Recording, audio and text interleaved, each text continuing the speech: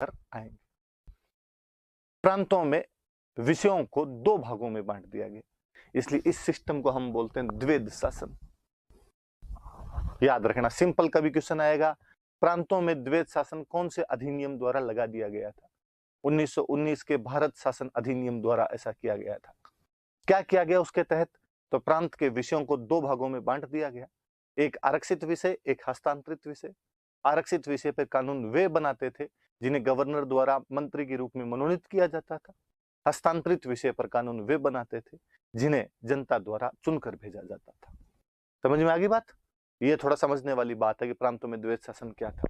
बाकी तो सब्जेक्ट वगैरह इसमें लिखे हुए होंगे तो आपके पल्ले पड़ जाएगा, इतना थोड़ा सा दिमाग में रखना आप। द्विवेद शासन क्या था कि प्रांत के जो विषय हैं उनको दो भागों में, अलग अलग दो भागों में बांट दिया गया था। वो जो बंटवारा था ना, वो बंटवारा बहुत ही अनसाइंटिफिक था, सही तरीके से नहीं किया गया था बंटवारा। कैसे सही तरीके से कैसे नहीं किया गया? एग्रीकल्चर और इरिगेशन, कृषि और सिंचाई दोनों एक साथ रहने चाहिए। आपने एग्रीकल्चर तो दे दिया हस्तांतरित वालों को,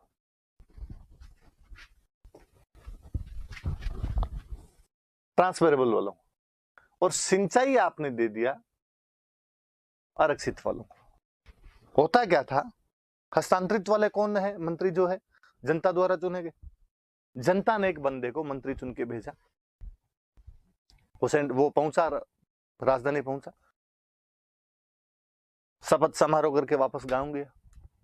गांव वालों को उसने कहा कोई दिक्कत हो तो बताओ, मंत्री इस बार भाई आपका कृषि मंत्री बन के आया। किसानों ने कहा धन्यवाद, अपने तो गांव में सर किसान ही है। कहा तभी तो ये मंत्रालय लिया मैंने। साहब अपने थोड़ा सा ये देख लो कि फसलों की बुआई का जब टाइम होता है ना, तो पानी कम आता है नहर में। उस समय यदि पानी प्रॉपर आ जाए, फसलें अच्छी हो जाएगी। अब आप मंत्री जी हो तो ये काम तो करवा दो। उसने कहा यार छोटी सी काम है यार, ढंग का काम तो बताते थोड़ा। वो वापस राजधानी आया, सिंचाई मंत्री के पास गया। सिंचाई मंत्री वो है जिसे गवर्नर ने मनोनीत किया, जिसका जनता से कोई लेना देना नहीं। वो जाएगा मंत्री जी, वो पानी की बुआई के टाइम थोड़ा पानी छोड़ देना। उसने पानी नहीं छोड़ा।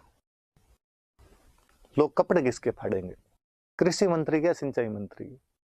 कृषि मंत्री के, क्योंकि सिंचाई मंत्री का जनता से लेना देना नहीं है, कृषि मंत्री का जनता से लेना देना है, क्योंकि वह जनता के प्रति रिस्पॉन्सिबल है।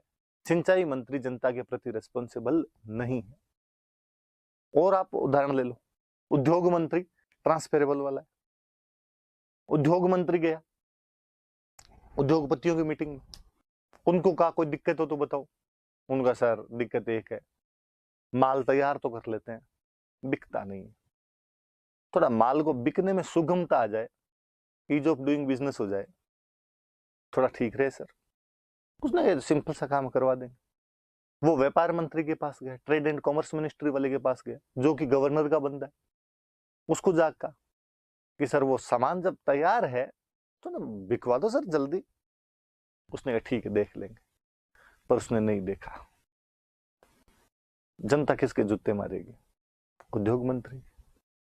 ये दिक्कत थी। फिर सबसे बड़ी दिक्कत वित्त आरक्षित वालों के पास में था,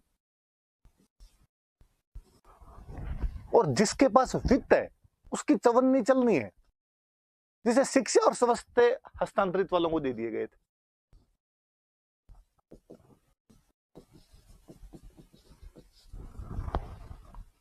अब मान लो एक कोई शिक्षा मंत्री बना है, वो जनता वाले में से बना है। गांव गया और उसने गांव वालों को पूछा समस्या। गांव वालों ने कहा 5वीं की स्कूल 8वीं तक करवा दो। क्या करवाना पड़ेगा इसके लिए? 3 कमरे और 3 मास्टर। कितना खर्चा है? 3 कमरों में 1.5 लाख रुपए दिलवा दो, 3 मास्टर भेज दो। पैसे कौन देगा? वित्त मंत्री। वो वित्त मंत्री के पास गया, वित्त मंत्री को उसने जाके कहा कि साहब पैसे। वित्त मंत्री ने पैसे देने से मना कर दिया। उस आदमी की तो जबान खराब हुई, उस आदमी की तो वैल्यू खराब हुई। ये डायरकी रूल है। जब आप किसी भी राज्य के शासन को 2 भागों में बांट कर खड़ा कर देते हैं तो शासन कभी भी सही ढंग से काम नहीं कर पाता है। अशोक गहलोत सचिन पायलट वाली स्थिति होती है। अपने जब गवर्नमेंट आई थी और जब सीटें आई, सबने कहा सचिन पायलट बनेंगे, सचिन पायलट बनेंगे। अशोक जी ने जादू दिखाया, अशोक जी बन गए। तो लोगों ने कहा, तो सेंटर वालों ने, सोनिया राहुल प्रियंका ने मिलके अशोक जी उनके पुराने वफादार इसलिए बना दिया। बाकी मंत्री देख लेना, मंत्री सचिन के ज्यादा बनेंगे। मंत्री बनाए तो वो भी बराबर थे। क्या संख्या से क्या होता है, पोर्टफोलियो देखना इन मंत्रियों का, इन मंत्रियों के विभाग देखना। आप तो अच्छे अच्छे सारे विभाग सचिन पायलट के पास जाएंगे, और जिस दिन विभागों का बंटवारा किया उस दिन पता चला कि अशोक जी कितने बड़े जादूगर हैं। वित्त और गृह दोनों खुद के पास रखे। वित्त तो होता है ले दे के, वो आपके पास है। गृह मंत्रालय पुलिस पर पूरी तरीके से नियंत्रण रखता है, वो खुद ने रखा। क्योंकि अशोक जी के दिमाग में पहले से कहीं था कि फोन टैप करवाने, बिना पुलिस के फोन टैप कैसे करवाएंगे।